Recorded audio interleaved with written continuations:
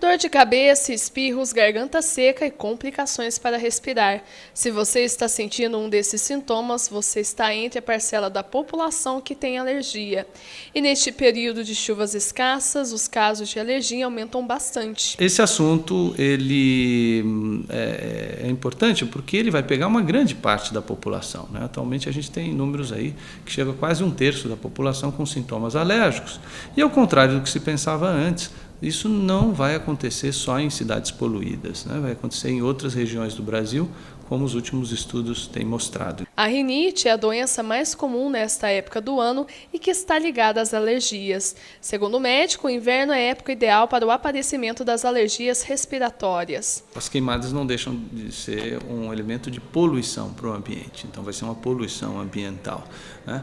Reconhecer esse momento do ano é interessante, que isso está acontecendo, né?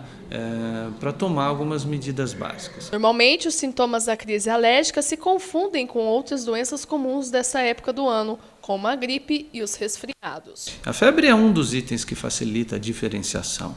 Se não tiver febre, os sintomas nasais, nariz entupir, escorrer, coçar e tosse podem acontecer tanto numa gripe, né, forte, num resfriado comum ou num quadro alérgico, né?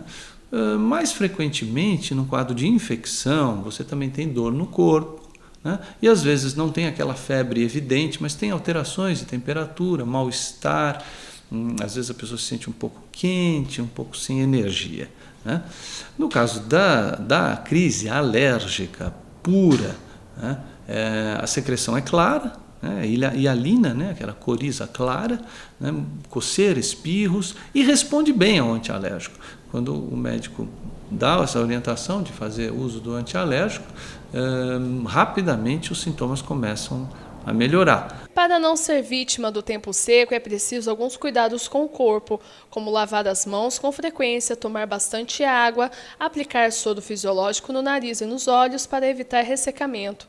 Para os esportistas, a dica é evitar praticar atividades entre as 10 da manhã e as 4 da tarde. Use cremes hidratantes na pele do rosto e do corpo. É importante ter cuidados também com o ambiente, como usar vaporizadores no quarto. Evite aglomerações de pessoas, mantenha a casa limpa e arejada, não use vassouras que levantem o pó e não provoque queimadas. Se está um tempo muito seco, você umidificar o ambiente em que você está, que é a sua casa, é bem interessante. E para umidificar realmente a casa, tem que ser um aparelho. É o aparelho chamado umidificador. Ele não é tão caro, é acessível para muita gente e realmente funciona. Agora, se você colocar toalhas molhadas e bacias d'água, tem muito pouco efeito. Os últimos estudos mostram que praticamente não muda a umidade do ambiente, tá? Então, realmente o que muda a umidade do ambiente é você colocar um aparelho que joga o vapor d'água no ambiente, né? E esse ambiente tem que estar fechado, né? A porta fechada, e você vai jogar o vapor d'água.